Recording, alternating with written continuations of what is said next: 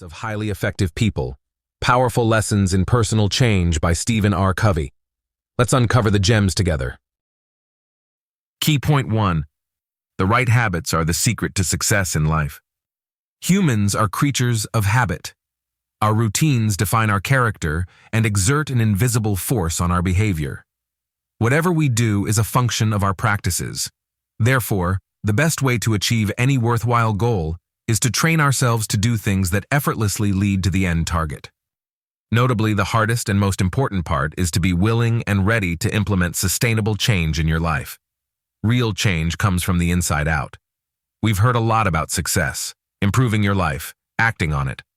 Going as far back as 1776, Stephen Covey divided fiction into two groups: promoting personality ethics and teaching character ethics. The idea behind this concept is that you can learn specific skills to produce behavioral change. Understanding the intricacies of verbal and nonverbal communication will bring about desirable change. Personality ethics provides a shortcut. The only problem is that this approach doesn't last because sustainable change doesn't come from taking this route. Character change is more sustainable than behavioral change. Personality ethics is superficial but attractive because it provides a quick fix.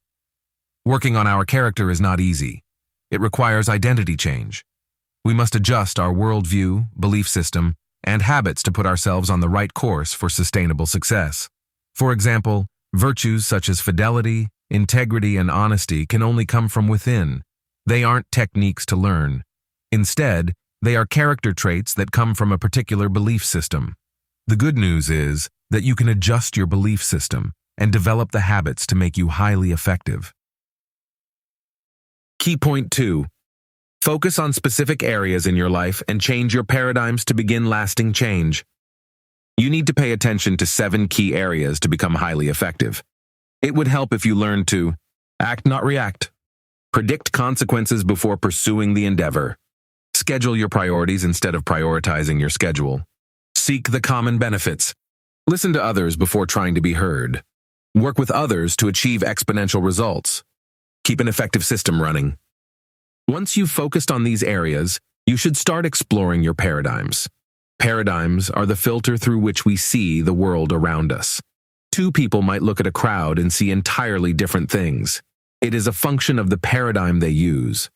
When your worldview aligns with the basic principles upon which the universe operates, you can navigate life successfully. A person with a negative paradigm will continually see negativity, while a person with a positive one will find comfort even in pain. A paradigm is a pattern we apply to explain certain phenomena. Our set of paradigms determines our character. Paradigms can spell the difference between success and failure in business and relationships. A pattern shift occurs when we question our set behaviors and attitudes and gradually change them. For example, Stephen Covey experienced a paradigm shift one Sunday morning in a relatively silent subway car. A man and his children boarded, and the vehicle became noisy immediately. Surprisingly, the man did nothing to control his undisciplined children. Stephen Covey became so irritated by the noise that he asked the father to supervise his children. The man said they were coming from the hospital where their mother had died. He didn't want to control the children because they were all distressed. His answer switched Stephen Covey's mood from irritation and annoyance to compassion and willingness to help. That is the power of the paradigm. Paradigm shifts are not usually sudden. They require a deliberate attempt to shift from the way we perceive things to developing qualities universally recognized as charitable. Our paradigms, correct or incorrect, are the sources of our attitudes and behaviors, and ultimately our relationships with others. Stephen R. Covey. Key point 3. We should exercise our capacity for proactivity rather than reaction. Being proactive distinguishes us from other animals who respond to external stimuli. Different animals react based on their genetic programming. They cannot analyze incentives. Humans can respond rather than react to things that happen to them. Unfortunately, not all of us use this human advantage, which is what we need to learn to fix. Being proactive is taking responsibility for your actions instead of blaming circumstances. Reactive people have their behavior and emotions dictated by external circumstances and feelings. When you hail a taxi and someone else jumps in, you blame them. Reactive people also fail to take responsibility when things don't go as planned. Proactive people believe their mood or behavior is a function of their internal engineering. Rather than blame others for failure, they seek the way forward. They view life in terms of two concentric circles: circle of concern, circle of influence. The first circle relates to things we worry about: the bills we need to pay, the loans we need to refund, the weather conditions, changing economic status, etc. The second one, the circle of influence, contains things we can change. Working in this area makes it expand when you recognize the things you can change. Yet the circle shrinks when you focus on something you have little or no control over. Proactivity makes you a highly competent person in the most extenuating circumstances. Austrian neurologist Viktor Frankl was repeatedly imprisoned in German concentration camps during World War II. Despite the torture and deplorable conditions, he chose to respond rather than react to his circumstances. His whole focus was on his mind, since that was the only thing Frankl could control. He thought of a happier life and how he would narrate his experiences in the concentration camps to others. Frankl used the small gap between external stimuli and action to find his freedom. You can challenge yourself to be proactive for 30 days. Choose to take responsibility when you feel tempted to blame others for your problem. Remember that the real issue is not the problem itself, but how you react to it. Key point 4. Learn to create precise mental pictures and flawless mission statements. We do things twice. First, we conceive an idea in our minds and then execute it in the real world. Before building a house, we draw a plan specifying the number of rooms, layout, size, and other intricate details. You are more prone to mistakes if you erect a building without careful planning.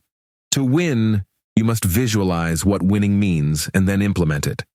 Proper planning is the key to the impeccable execution of any worthwhile goal. Create time for visualization. Write down your end goals and itemize the steps that you would take to reach them. Before you begin, look at the end. Anticipate obstacles and plan solutions ahead of time. You will not lose your way if you ask for directions repeatedly. Do not rush. Plan, prepare, execute. Visualization helps to increase effectiveness. Consider this. What words would grace your resting place if you died today? Many of us are working efficiently, but not effectively. We are achieving goals that won't matter in the end. There is an old saying that when you do not know where you are going, anywhere else becomes a destination. To be efficient is to do much in so little time. Without a clear goal in mind, efficiency can become dangerous. You could be making progress, but not in the right direction. Being effective means pursuing things that matter and understanding that everything else is a waste of time and effort. Productive people don't just achieve random goals. They live their lives intentionally because they can see the big picture and invest their resources in the real deal.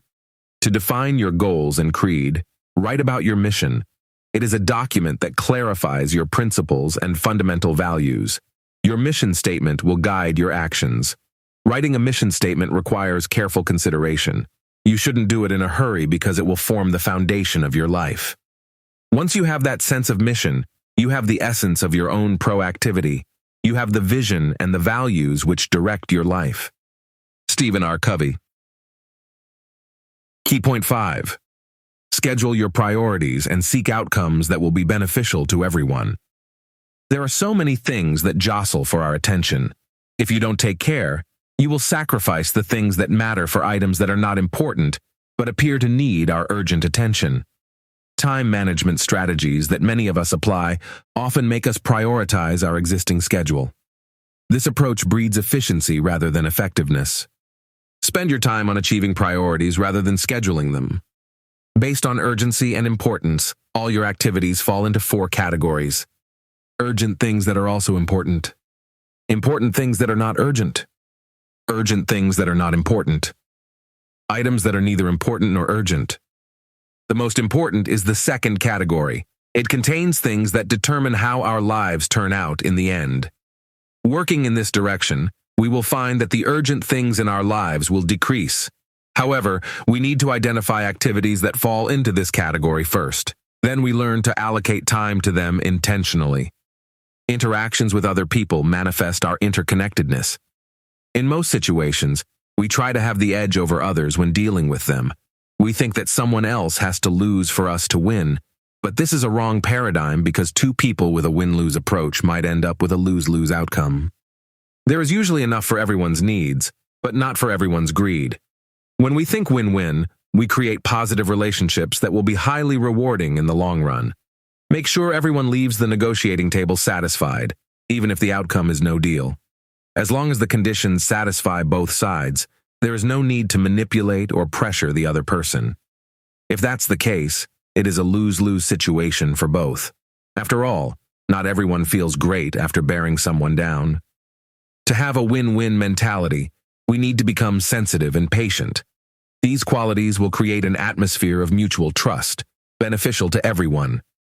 More than this, we can apply a win-win mentality to our relationships beyond business transactions.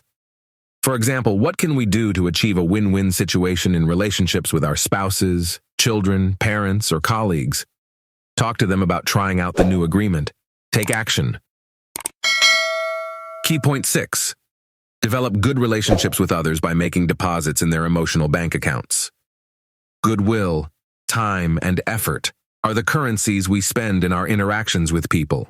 The more of these we put in, the bigger our emotional deposit. Each time we hurt other people, we make withdrawals. A positive balance indicates a healthy relationship and vice versa. The best strategy to solve potential problems is to prevent them. With no emotional deposit in a specific relationship, we need to mind our words and actions around people while taking steps to mend the connection. Keeping your promises is a beacon of reliance, the highest currency in the emotional bank. The practices to maintain A-class relationships are numerous. Empathy and excellent listening skills. Selfishness, poor empathy, and broken promises are returnable like karma. Personal integrity through loyalty and sensitivity to others' needs. Gossiping is the opposite of this virtue. Being ready to defend someone in their absence is a sign of courtesy. Making space for others. Engagement in people's lives is a straightforward way to have healthy relationships. Accountability. Those who recognize their mistakes and apologize have bigger deposits in the emotional bank. How would we feel if the doctor handed us pills without listening to us properly? Indeed, we would take their recommendations with suspicion, but we do it all the time with those around us. We hardly listen to understand. We listen to reply. We project our circumstances and thoughts onto others. Therefore, empathy is one of the most valuable stocks we can invest in to make good deposits and positively impact others' lives. Empathic listening requires us to immerse ourselves in the person's worldview. We need to feel what they feel and think about how they think. Body language can conceal most negative emotions. Sometimes we need to ignore the words, look at people's gestures, and focus on the sounds and other nonverbal cues. When we practice empathic listening, people will open up to us more and take our advice because they will realize that we are in sync with them. That is why good listeners usually have healthy relationships. Did you know? Communication experts say that body language and sounds take up 90% of our words. Key point 7. Being respectful and open are essential ingredients for synergy. When the sum is more than the parts combined, we have synergy. In other words, 1 + 1 must be more than 2. Differences in our worldviews and orientations make synergy difficult, if not impossible. But imagine if we are willing to admit our differences and recognize individual peculiarities. In that case, it may be possible to tap into the power of synergy. We don't have to think the same way or have the same strengths and weaknesses. Synergy demands that we bring different things to the table, and we should value that. All the previous habits build up the following 1 taking responsibility, listening to others to understand them, valuing others' contribution, and applying it to solve a common problem to produce synergy. David Lilienthal became the head of the Atomic Energy Commission after World War II. He gathered a team of the best minds in the country. Then, Lilienthal told them to take the first few weeks to get to know each other. He came under heavy criticism for doing this, but his goal was to create an atmosphere of trust. This exercise created a healthy work environment that produced excellent results. All the group members felt respect toward each other and found solutions to disagreements. Having observed each other as personalities, their respect converted into understanding. As a result, the combined knowledge led to effective outcomes. This communication strategy is affordable and replicable in any group setting. Its beauty is in respectful communication. The latter is simple at first. However, high regard presupposes optimal maturity from the person. Respectful communication does not involve excessive emotions to the point of empathy. Here, recognition of others' skills and knowledge is sufficient for productive results. Emotions, on the other hand, can cause personal confrontations.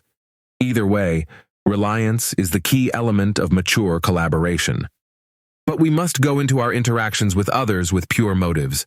The outcome may be beyond our control, but we must remain optimistic and open. Open-mindedness is essential to achieving synergy. We can find it in our relationships with the people we don't get along with if we combine self-confidence, open-mindedness, and analyze their views objectively. Key point 8. Take time out to sharpen your physical, spiritual, mental, and social life to remain highly effective. We are the most important asset ever available in our lives. We are the only promise to ourselves and are free to respond and change to external circumstances. As long as we stay sensitive to everything around us, the asset will grow in value. Investment in ourselves is the only deposit that brings profit regardless of economic or social situation. To achieve this, we must care for ourselves physically, mentally, and spiritually. To sustain our effectiveness, we must take time to recharge our batteries. It is like sharpening a saw.